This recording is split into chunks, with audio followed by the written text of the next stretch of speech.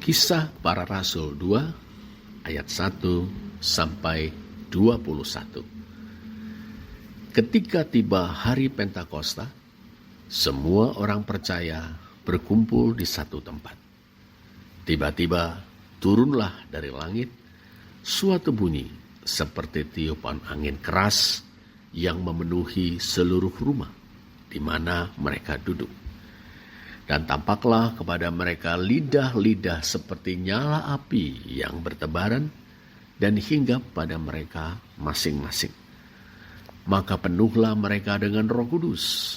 Lalu mereka mulai berkata-kata dalam bahasa-bahasa lain seperti yang diberikan oleh Roh itu kepada mereka untuk mengatakannya.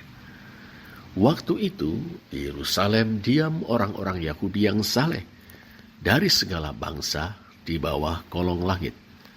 Ketika turun bunyi itu, berkerumunlah orang banyak. Mereka bingung karena mereka masing-masing mendengar rasul-rasul itu berkata-kata dalam bahasa mereka sendiri. Mereka semua tercengang-cengang dan heran, lalu berkata, "Bukankah mereka semua yang berkata-kata itu orang Galilea? Bagaimana mungkin kita masing-masing mendengar mereka berkata-kata dalam bahasa kita sendiri, yaitu bahasa yang kita pakai di negeri asal kita?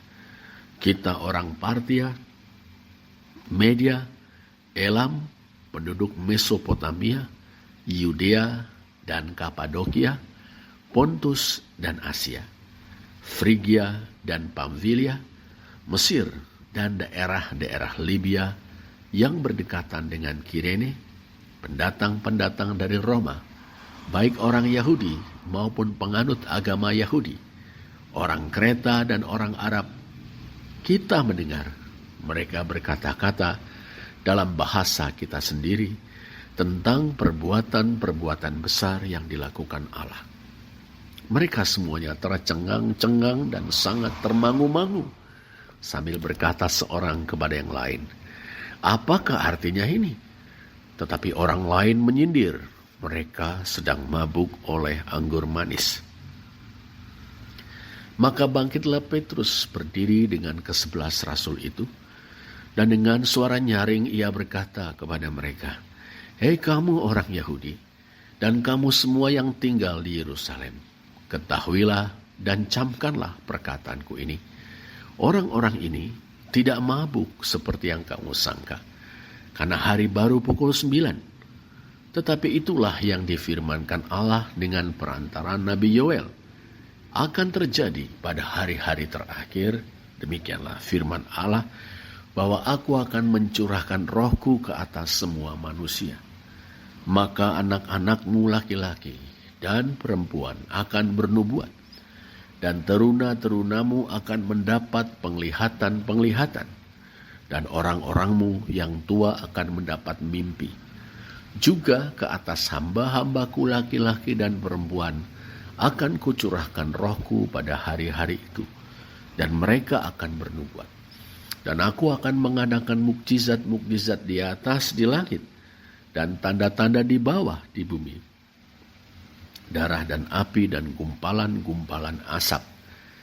Matahari akan berubah menjadi gelap gulita, dan bulan menjadi darah sebelum datangnya hari Tuhan, hari besar, hari yang besar dan mulia itu. Dan barang siapa yang berseru kepada nama Tuhan akan diselamatkan." Kedatangan Sang Maha Penyaksi tak mungkin ku membisu. Saudara, Allah telah menggenapi janjinya. Apa yang dirindukan Musa dinubuatkan Yoel dan diberitakan oleh Yohanes Pembaptis digenapi pada hari itu. Yesus, Tuhan yang bangkit dan ditinggikan sebagai Mesias, mencurahkan rohnya. Pentakosta, 50 hari setelah kebangkitannya, 10 hari setelah kenaikannya ke surga. Para rasul bersama murid-murid Yesus lainnya, bersama Bunda Maria dan saudara-saudara sepupu Yesus, mengalami pencurahan Roh Kudus. Suatu bunyi seperti tiupan angin keras tiba-tiba turun dari langit dan memenuhi ruang atas tempat mereka bertekun dengan sehati berdoa bersama-sama. Lihat Kisah Para Rasul 1 ayat 13 dan 14. Mereka 120 orang itu melihat lidah-lidah seperti api yang bertebaran. Kemudian lidah-lidah seperti api itu hinggap pada mereka masing-masing. Begitulah caranya Roh Kudus tercurah pada hari itu. Karena pencurahan itu, penuhlah mereka dengan Roh Kudus. Eplestesan, pantes, pneumatos, hagio. Ya, mereka dikuasai oleh Roh Kudus. Ada di bawah pengaruh Roh Kudus. Pengaruh itu begitu kuat, sehingga mereka mulai berkata-kata dalam bahasa-bahasa lain, seperti yang diberikan oleh Roh itu kepada mereka untuk mengatakannya. Bahasa-bahasa apa? Bahasa-bahasa yang dimengerti oleh orang-orang dari dua wilayah utama bahasa di sepanjang Laut Mediterania atau Laut Tengah. Bukan bahasa Ibrani, yang waktu itu sudah memiliki kedudukan sebagai bahasa suci, bahasa liturgis. Bahasa yang dimaksud adalah bahasa Yunani dan bahasa Arami yang digunakan sebagai bahasa pengantar, yaitu bahasa yang digunakan di negeri asal kita. Lihat ayat 8. Dengan kata lain, bahasa-bahasa yang dimengerti oleh semua orang. Lantas, apa yang mereka katakan dengan bahasa-bahasa itu? Ini perbuatan-perbuatan besar yang dilakukan Allah. Ayat 11. Perbuatan-perbuatan besar apakah itu? Bahwa Allah telah membangkitkan Yesus dan mendudukkannya di sebelah kanannya di surga. Dengan perkataan lain, Allah telah membuat Yesus yang tersalib itu menjadi Tuhan dan Kristus. Lihat Kisah 2 ayat 36. Nah, dalam Tuhan yang tersalib, bangkit, dan ditinggikan itulah terletak keselamatan bagi seluruh umat manusia yang hidup dalam kegelapan karena dosa-dosa, kuasa-kuasa jahat, dan maut atau kebinasaan. Kamu adalah saksi dari semuanya ini, sabda Tuhan Yesus setelah kebangkitannya. Dan aku akan mengirim kepadamu apa yang dijanjikan Bapa-Ku, sambungnya. Tetapi, sabdanya juga, kamu harus tinggal di dalam kota ini, sampai kamu diperlengkapi dengan kekuasaan dari tempat tinggi. Lihat Lukas 24 ayat 48 dan 49. Kamu akan menerima kuasa kalau Roh Kudus turun ke atas kamu. Sabda Tuhan yang bangkit sebelum kenaikannya ke surga. Dan kamu akan menjadi saksiku di Yerusalem dan di seluruh Yudea dan Samaria dan sampai ke ujung bumi. Kisah Para Rasul 1 ayat 8. Itulah, saudara, yang terjadi saat Pentakosta. Penuh dengan Roh Kudus, mereka memberitakan perbuatan-perbuatan besar Allah.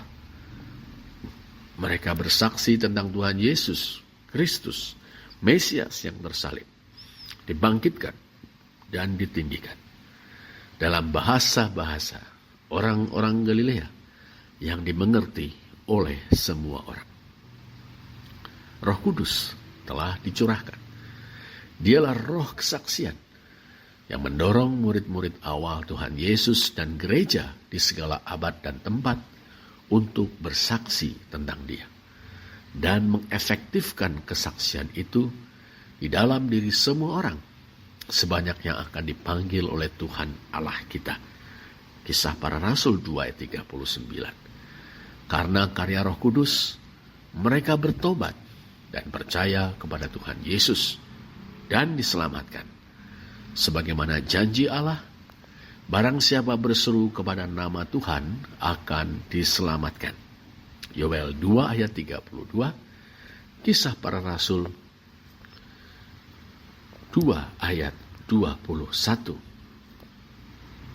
Oleh karya Roh Kudus, saudara, kita yang hidup di sini dan kini telah mendengar Injil yang diberitakan oleh para utusan Kristus. Kita telah diselamatkan. Alangkah indah, nikmat dan mulianya keselamatan itu. Kita telah diampuni, diterima sebagai orang-orang benar. Kita telah diangkat menjadi anak-anak Allah, milik Tuhan Yesus Kristus. Kita dikaruniai Roh Kudus, penolong dan penghibur yang menyertai kita. Hidup kita baru, hidup dalam damai dengan Allah dan diberkatinya. Kita hidup dalam pengharapan masa depan untuk mewarisi kerajaan Allah, langit yang baru dan bumi yang baru, setelah semua perjuangan kita sebagai gereja selesai. Sekarang, saudara, kita harus bersaksi tentang Kristus melalui hidup kita. Bersaksi dalam perkataan dan perbuatan. Dalam perkataan, kita berkata-kata tentang Injil, tentang siapa Tuhan Yesus, dan bagaimana Ia telah menyelamatkan kita. Dalam perbuatan, kita mengerjakan perbuatan kasih dan keadilan, membawa damai dalam kehidupan sehari-hari. Melalui kesaksian dalam perkataan dan perbuatan itu, Roh Kudus bekerja. Biarlah orang yang mendengar kesaksian kita dan atau merasakan perbuatan-perbuatan kasih, keadilan, dan damai kita boleh merasakan kasih Kristus juga, bahkan percaya kepadanya dan diselamatkan. Saudara, karena Roh Kudus memenuhi kita, tak mungkin kita membisu tentang cinta kasih Tuhan. Karena Sang Maha Penyaksi tinggal bersama dengan kita. Tak mungkin kita tidak bersaksi tentang keselamatan kita. Selamat Hari Pentakosta, terpujilah Allah. Amin.